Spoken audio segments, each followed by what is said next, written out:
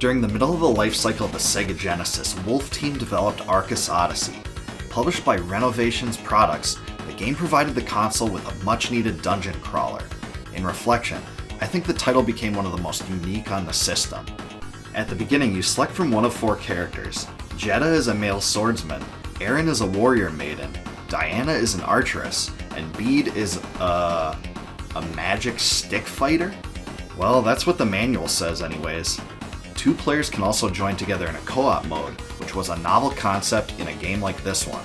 Arcus Odyssey has no save functionality, but it does have a 10-character password system. As the story goes, an evil sorceress named Castomira plotted a scheme to destroy the world. As part of her plan, she would use her dark magic to remake the world according to her own design. In the process, she brought chaos and destruction in her wake. It is therefore up to you, as the player, to put a stop to her resurrection and restore peace to Arcus. All of this happened a long time ago in a Oops, never mind, wrong insert there. We'll just add a sword, replace the font, and change it to a fantasy motif. Voila! The gameplay takes place in an isometric view, but the player can freely roam in 8 directions. The view alone made it innovative for an action-adventure title in 1991, and definitely gave the game a distinctive style. In the dungeons, the projectiles of the heroes also ricochet off the walls, which added another element of gameplay. Using one's ingenuity, a talented player could use this to their advantage by killing hard-to-reach or challenging enemies. At times, Arcus Odyssey behaves as a shoot-'em-up of sorts, despite the fantasy adventure setting. Despite the isometric gameplay, the controls were very easy to get used to. Along the journey, non-playable characters will also sometimes join to assist the main hero. In this way, the game reminded me a bit of Magic Sword for the arcade and SNES. There are herbs, potions, and other items to find as well. For instance, take a look at this invincibility potion. By making use of it, you can avoid the most dangerous attacks of bosses, and make sure to get enough attacks in to kill the monster. Its dungeon crawling, item finding, and monster slaying are its biggest strengths. There are some storyline segments as well, but this one emphasizes gameplay more than story.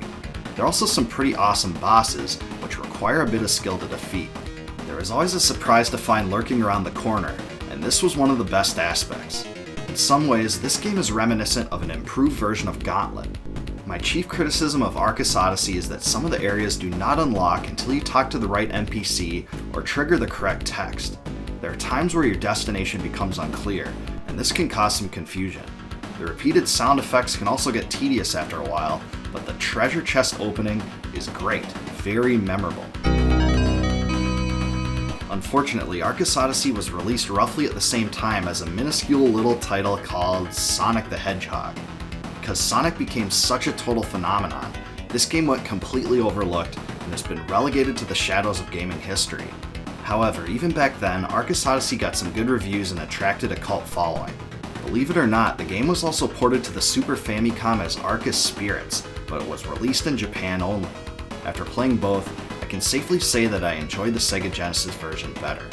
A sequel was planned for North America, but it was cancelled following Sega's acquisition of Renovation Products. Arcus Odyssey is super solid, even though it is all but forgotten today. If you like classic dungeon crawling adventures, give this one a chance. It's one of my favorite overlooked games of the Sega Genesis. There are a few others like it on the system, and thankfully the price on the cart is pretty reasonable. If you like this review and remember Arcus Odyssey, leave a comment below about the most memorable aspect of the game to you. Also, if you like my videos, please subscribe to my channel and click the bell below to be alerted upon the addition of new ones. Please consider supporting my channel via YouTube's Join feature to receive member exclusives, such as advanced videos and complete video transcripts.